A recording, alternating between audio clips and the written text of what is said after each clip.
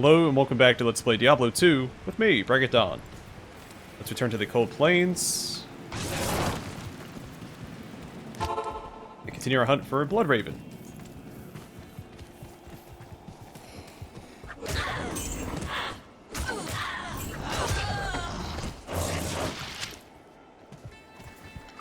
I should have spoken to Akara again after not enough mana. Summoning my golem. That's okay.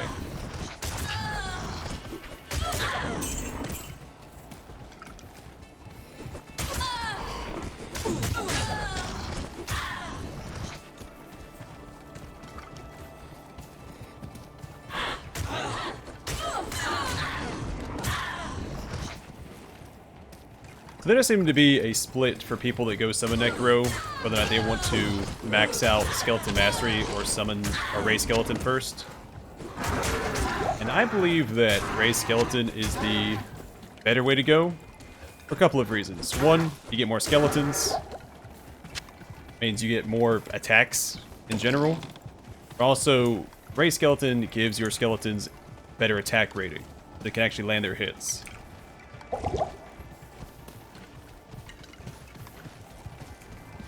The Skeleton Mastery increases their health and damage, but damage doesn't matter if you can't actually land your hits against the enemies. Our new skill, we get our first curse here, Amplified Damage. Curse is a group of enemies, increasing the non-magic damage they receive. Fantastic for a Summon Necro. We will only put 1 point into it. 4 points of Vitality. Let's hug the wall.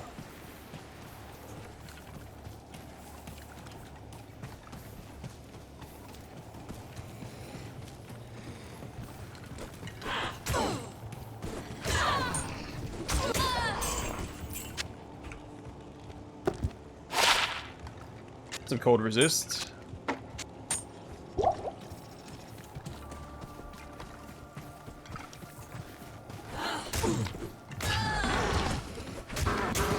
Now that's not to say you can't go Skeleton Mastery over Ray Skeleton if you really want to. I think it's a matter of preference. Though, in my opinion, I think going Ray Skeleton is the better approach to the Summon Necro. I mean, either way, both those skills will be maxed out come the end of your character's leveling process.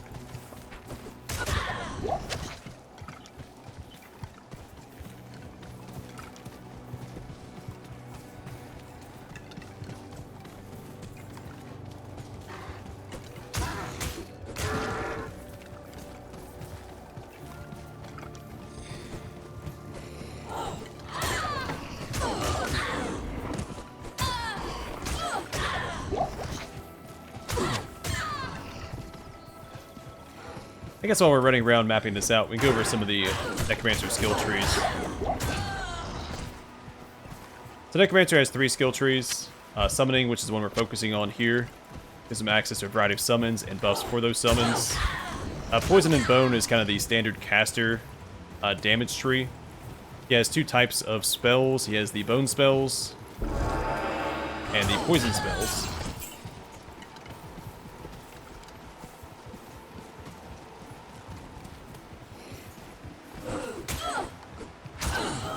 Both of which are pretty fun to use. I never actually done a full caster Necro before. I've started one, but probably didn't make it past level 15. Summoning is just so much fun.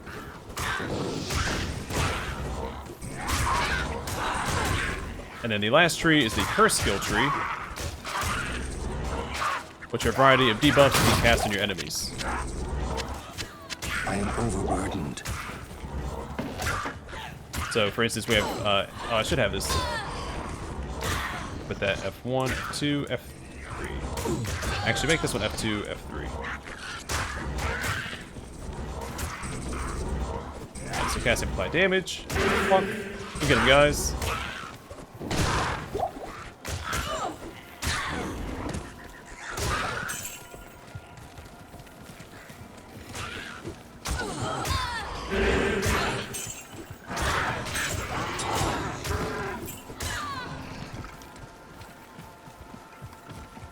We have different curses, so amplified damage, for instance, increases the damage our minions will do by 100%.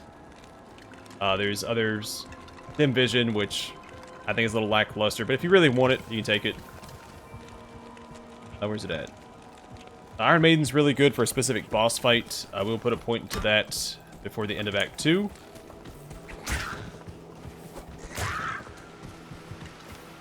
And where is Decrepify? Decrepify is also really good, and it stacks with the slow that the Clay Golem applies to enemies.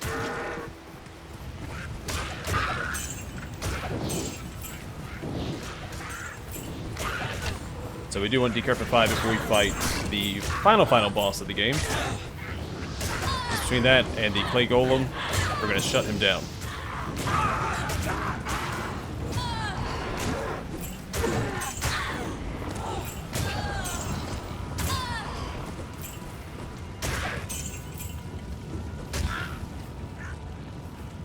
Also, besides the Clay Golem, the Necromancer also gains access to a Blood Golem, which I always found very lackluster.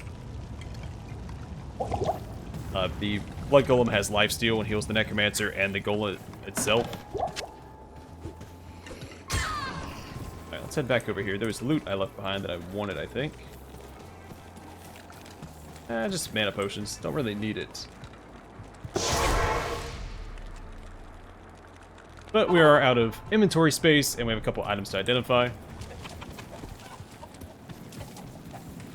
After the Blood Golem, he gets the Metal Golem, which, as I discussed, I think last episode, requires an item on the ground to summon it off of, and it retains the attributes of the item that you use to summon it.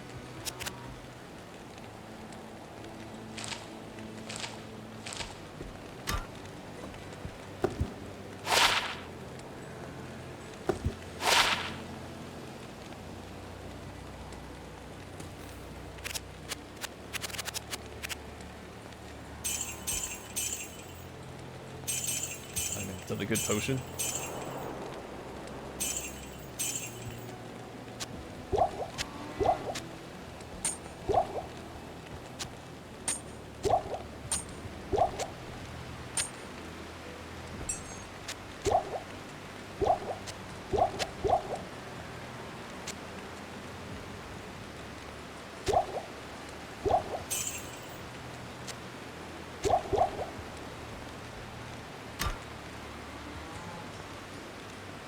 Alright, looks good to me for now.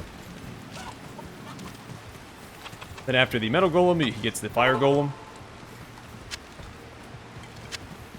which I'm not a personal fan of, because enemies can have immunities to certain damage types in this game, and so banking all on fire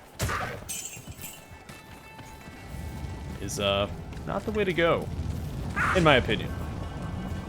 But he has a Fire Aura, and it takes fire damage every so often.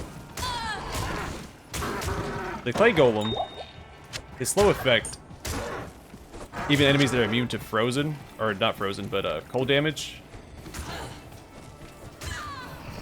his slow will still affect them.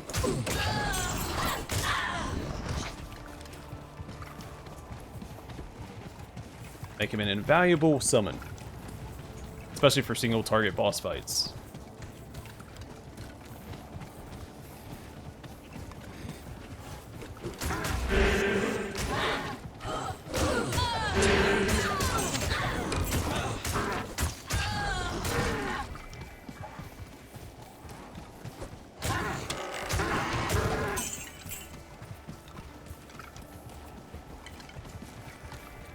I will say the one downside to going Ray Skeleton over Skeleton Mastery is that it'll take longer for us to see the upgraded skeleton models. Too many empty graves. Alright, kill Bloodraven. Straightforward enough.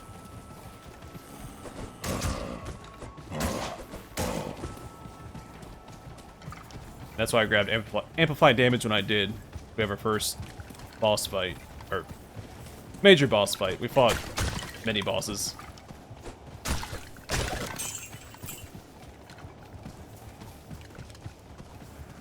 Yeah, my favorite skeleton model is actually the third one that you get. I think it's the third one. It's the one where they get the spiked helmets.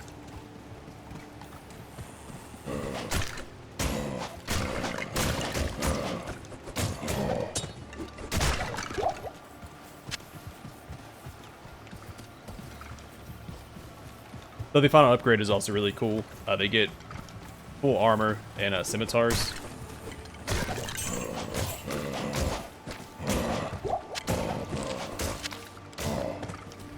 Another advantage to having more skeletons is each skeleton gets a small chance to block attacks.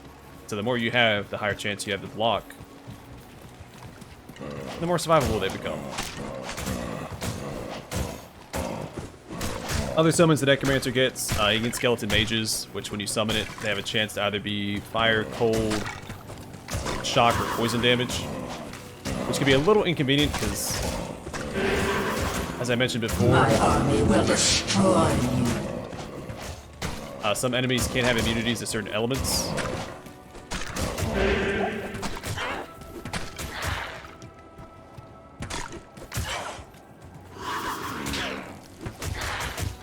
If you don't get lucky, you could summon, all fire mages, and they don't do any damage to the fire immune mobs you're up against.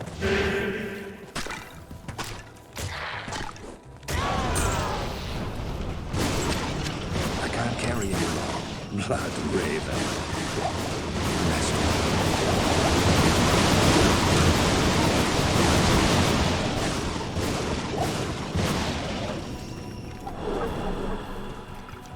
Alright, Bloodraven is defeated.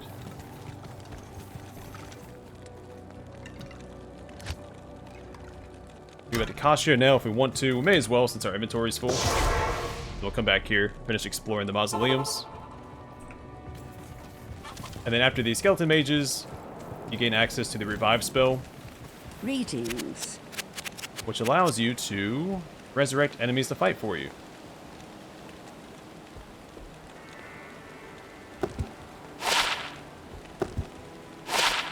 Alright, Grim Chain Sash. 10% chance to cast level 3 charged bolt when struck. +1 to strength, +5 to mana. +17 maximum stamina. I keep saying that the wrong way. Poison resist, +5%. Attacker takes damage of... Good little upgrade.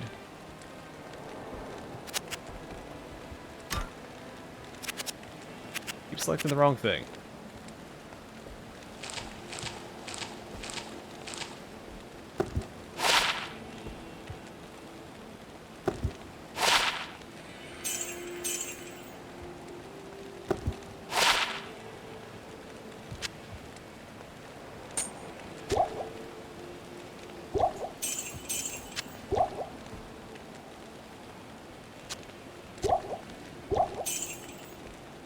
Okay. Good day. Unfortunately, the first few levels of the revive spell, the enemies are weaker than their initial counterparts. I think it's level 10. They start to become more powerful than the actual creatures you killed.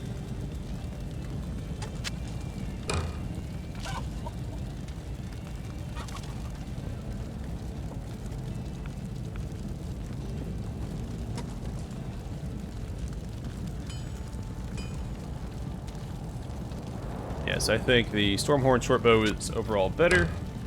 In fact, let's go keep it in our inventory because I can hardly believe that you've defeated Bloodraven. Though she was once my closest friend, I pray that her tortured spirit remains banished forever. You have earned my respect, stranger, and the allegiance of the rogues.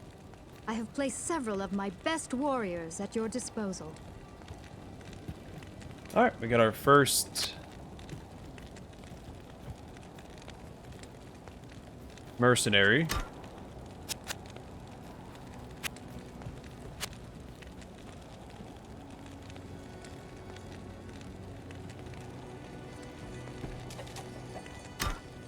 Alright, so cold arrow is preferable. I don't know if...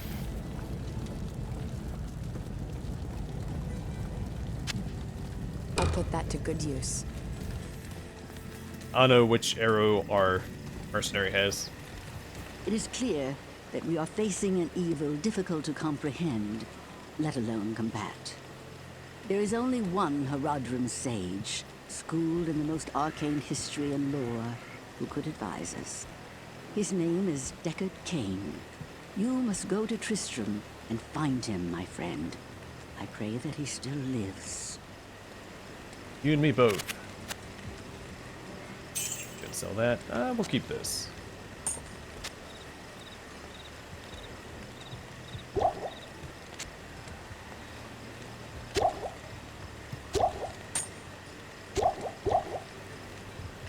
I probably don't need as many potions as I currently have, but that's okay.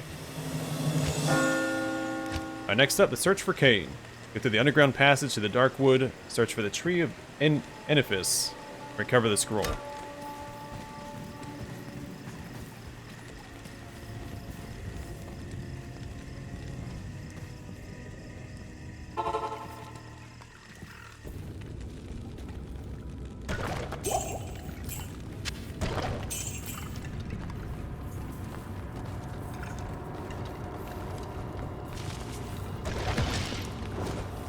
Great, some fire arrows. So apply a high rating for mercenary with the cold arrows, because that way she also provides some utility by slowing enemies.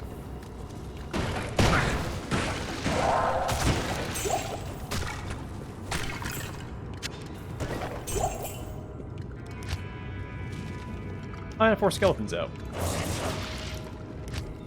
Forgot that my wand gives me +3 to raise skeleton.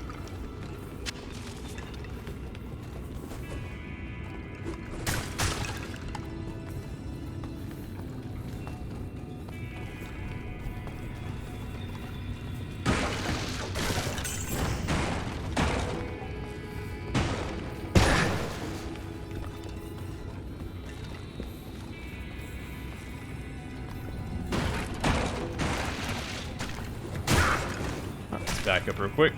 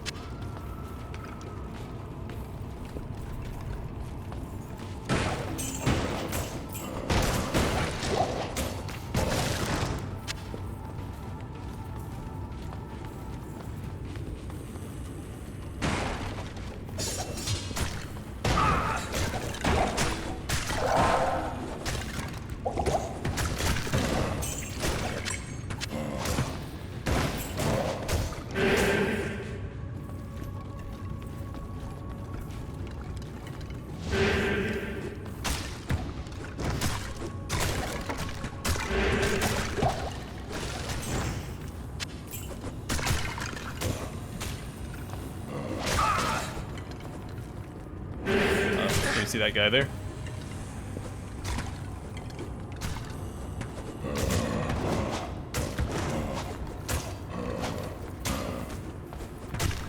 So one ability that's very powerful in the Necromancer is the teleport spell, which you get through the Enigma.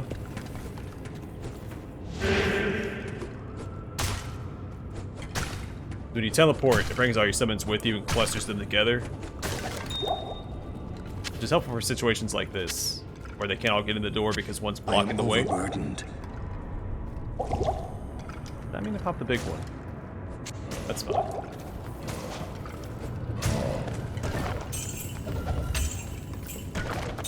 I can't carry anymore. Ship diamond is more valuable. Let's grab that. I am overburdened.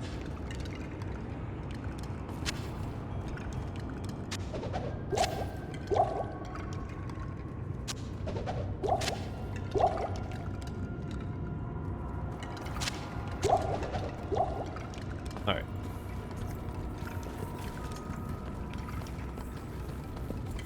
Not that I need this many potions, but they're easy to get rid of.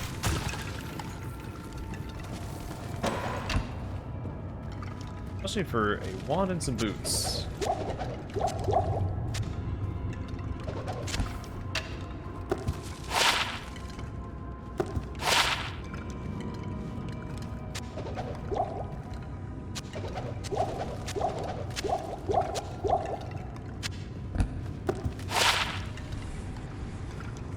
Oh, don't have boots on. That is a good find.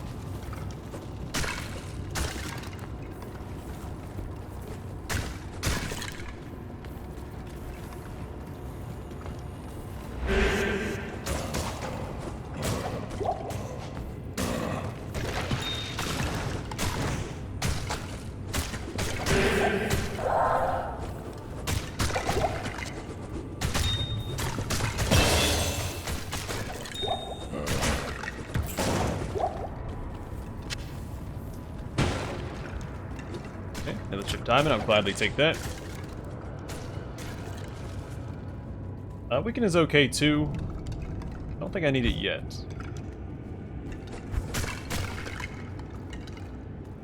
Another point to raise skeleton. And more vitality.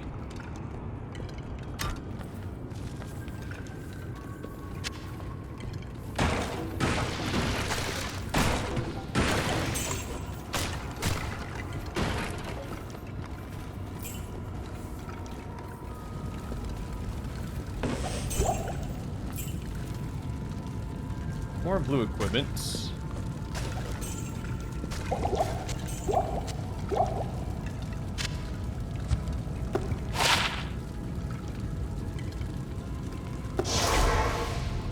Go back, take care of all this junk we have in the inventory. Hello. I feel like I'm subconsciously playing this a little bit more hasty than I normally would, because I have watched quite a bit of speedrunning for this game over the years. And so I feel like I'm going painstakingly slow.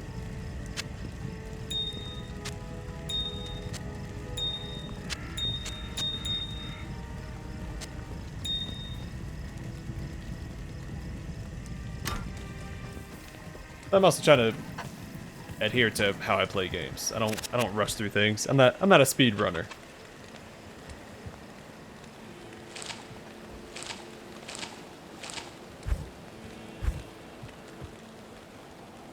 I'll just see if she has anything better. That's really good.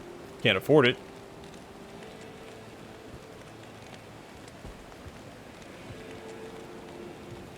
Also really good.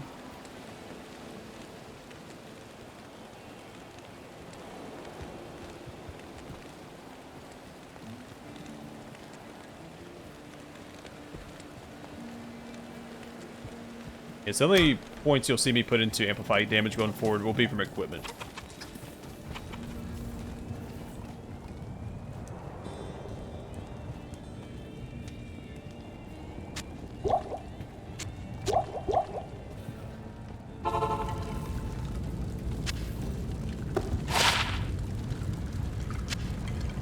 Pick that up. It really matters.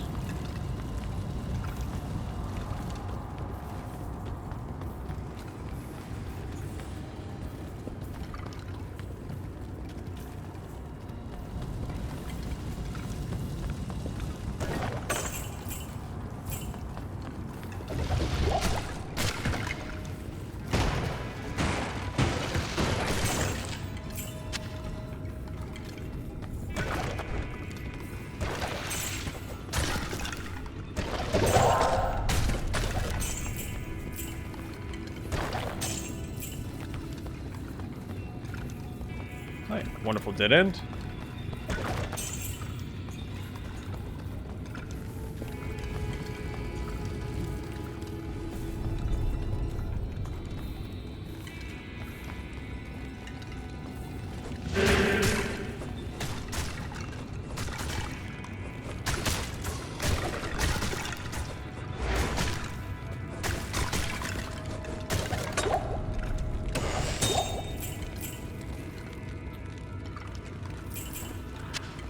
can't carry anymore.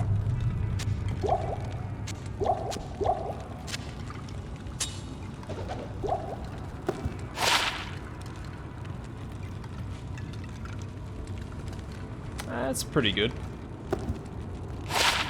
Not gonna use it, but it's pretty good. Let's get back to town. I'm gonna drop off a couple of these charms that we can't use yet. And we may never use, but...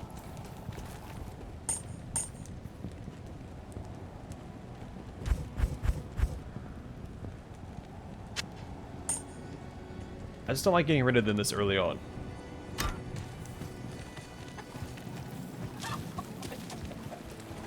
Yes?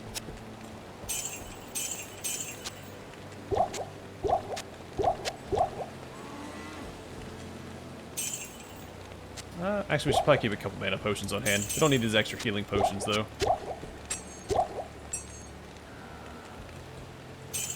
Or another stack of keys. Okay. Go finish exploring the mausoleum.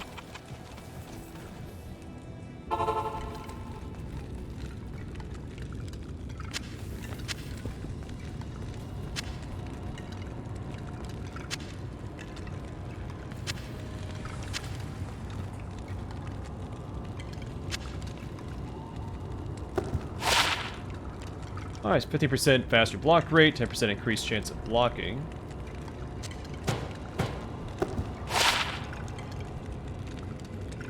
Well, if you really want undead dead, that's the axe to have.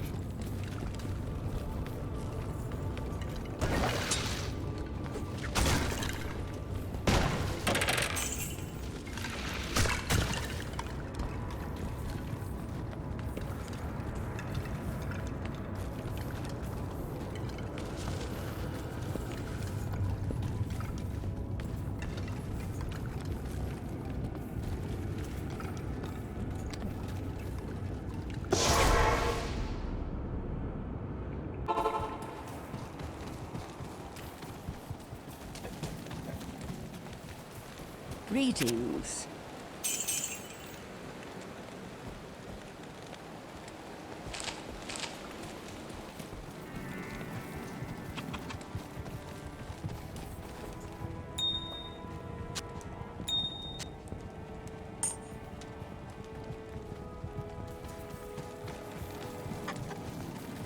Okay, back to the Cold Plains.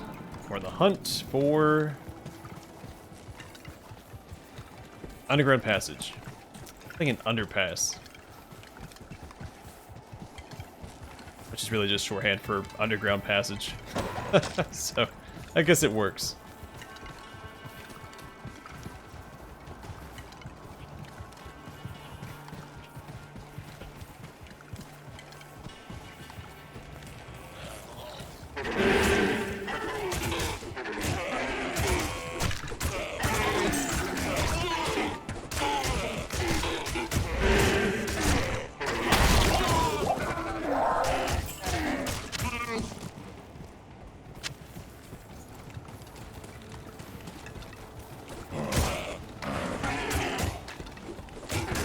Come on, Leighton.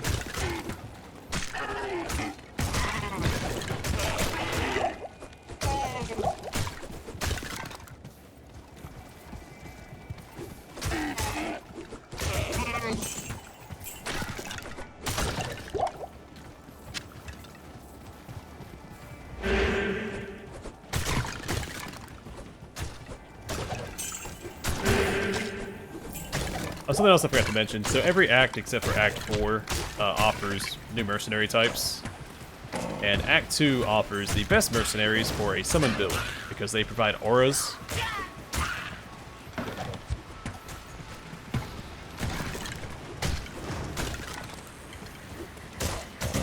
And it's one of three. You get an offensive, defensive, or... what's the other one? I'm drawing a blank. Either way, you want the offensive one.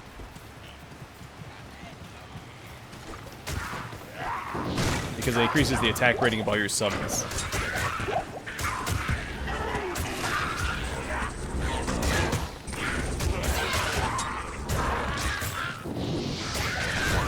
And attack rating is king, for skeletons at least.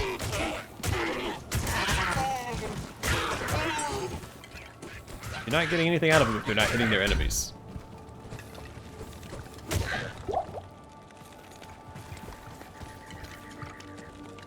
Did I go in this building over here? I think I did. In Act 3, you get a different caster. Mercenaries. Shoot, like Firebolt. And one of them shoots an Ice Spell, I think. One does Lightning. In Act 4, there are no mercenaries. And then Act 5, the expansion, it's a series of barbarian mercenaries, which I never really used. Hi, Rakanishu.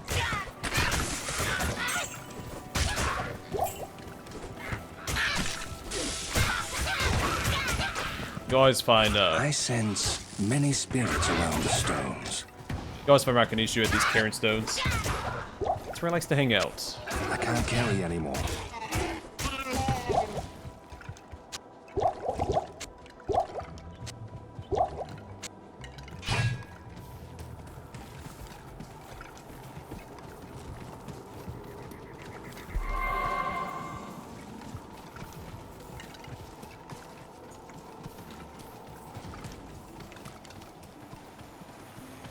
Also, mercenaries, you can equip them with equipment. You saw me give her a bow. I think they get a helmet and a chest piece.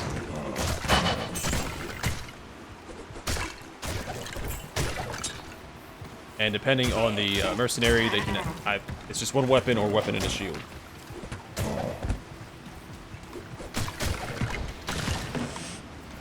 The barbarians may be able to dual wield.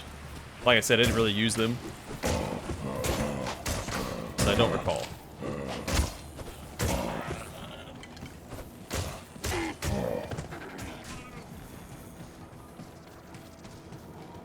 Alright, so there's the underground passage. We have found it.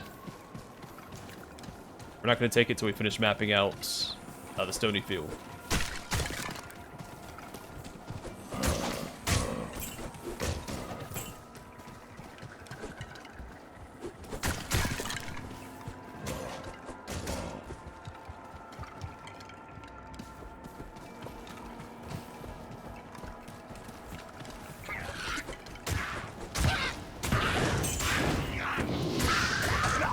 Alright, fight this group, then I'll call it an episode.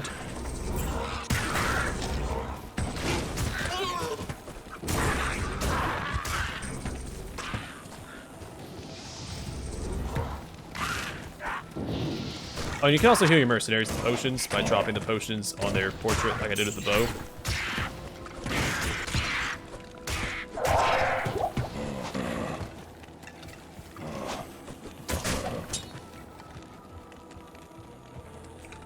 So here's her inventory.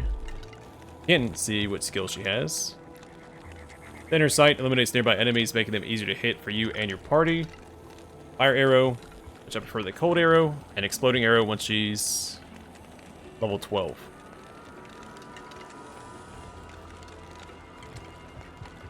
Huh, I didn't remember them starting with the inherent resistances. That's pretty cool. Alright, back to town real quick. Deal with our inventory. Then we'll wrap this up.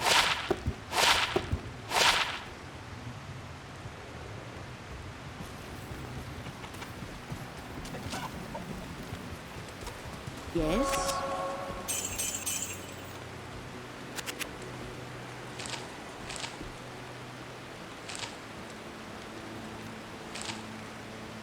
There we go. Alright, topped off both tomes.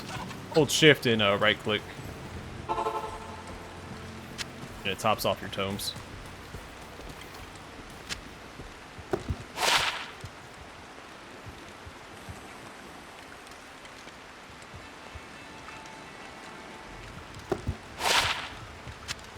I got the enhanced defense instead. Great downgrade.